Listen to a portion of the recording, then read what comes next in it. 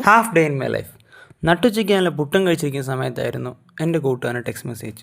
അമ്മ വീട്ടിൽ പോകുന്നുണ്ട്, നീയും വരുന്നുണ്ടോയെന്ന്. പിന്നെ ഒട്ടും തന്നെ ആലോചിച്ചില്ല, ഉടുമ്പും പാൻ്റൊക്കെ ഇട്ട് ഞാൻ ചാടിയും ഇറങ്ങി. നേരത്തെ വരണമെന്ന് അവൻ്റെ അടുത്ത് പറഞ്ഞാൽ, പക്ഷേ എന്നിട്ട് ഞാൻ ലേറ്റായി. അവനവിടെ കാത്തിരിപ്പുണ്ടായിരുന്നു തന്നെ. ഈ കാണുന്നതാണ് നിഹാരിയ കൃഷ്ണൻ. അമലിൻ്റെ കൂടെ പോയിട്ട് ചെന്ന സമയത്ത് ഞാൻ പരിചയപ്പെട്ടാണ് ഈ കുരിപ്പിനെ. കാണുന്ന കണക്കൊന്നുമല്ല, ഭയങ്കര ഹൈപ്പർ ആക്റ്റീവാണ്.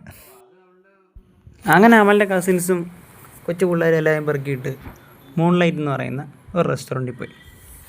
അത്യാവശ്യം ഒരു അടിപൊളി റെസ്റ്റോറൻറ്റാണ്, ഒരുപാട് സ്പേസൊക്കെ ഉള്ള നല്ലൊരു റെസ്റ്റോറൻറ്റാണ്. അങ്ങനെ ഫുഡിന് വേണ്ടിയുള്ള കാത്തിരിപ്പ് ഞങ്ങൾ തുടർന്നു. അൽഫാമും കുബൂസും ജ്യൂസ് ഐറ്റംസൊക്കെ പറഞ്ഞു. ഞാനാണെങ്കിൽ അനാർ ജ്യൂസാണ് പറഞ്ഞത്. അവിടെ ഞങ്ങൾ ബട്ടർ അൽഫാം ട്രൈ ചെയ്തു. അത്യാവശ്യം നല്ലൊരു ബട്ടർ അൽഫാമായിരുന്നു അവിടെ കഴിക്കാൻ കിട്ടിയത്.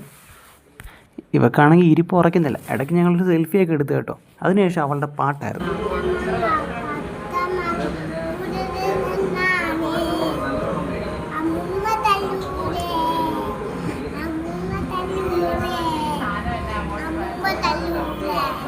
അമ്മൂമ്മ തല്ലുന്ന എന്തോ ഒരു ട്രോളൊരു പാട്ടായിരുന്നു അവൾ പാടിക്കൊണ്ടിരുന്നത്.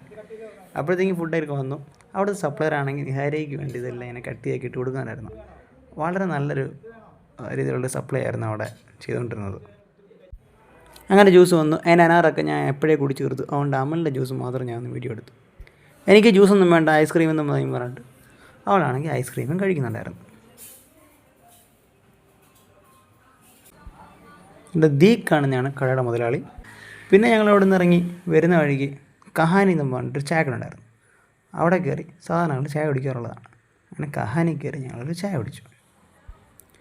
വലിയ കുഴപ്പമില്ലാത്ത ചായ ആയിരുന്നു, ഒരു ആവറേജ് ചായ ആയിരുന്നു കഹാനി ഞങ്ങൾ കുടിക്കാൻ പറ്റിയത്. ആൾറെഡി ഫുഡൊക്കെ കഴിച്ച് വേറെ ഇറങ്ങിക്കൊണ്ട് പിന്നെ ഇവിടുന്ന് പ്രത്യേകിച്ചൊന്നും കഴിക്കാനില്ല, ചായ മാത്രം കുടിച്ചു. അങ്ങനെ എന്നെയും വീട്ടിലാക്കി അമൽ തിരിച്ച് വീട്ടിലോട്ട് യാത്ര മടങ്ങുകയും ചെയ്തു. അങ്ങനെ ഇന്നത്തെ ഹാഫ് ഡേ തീർന്നു.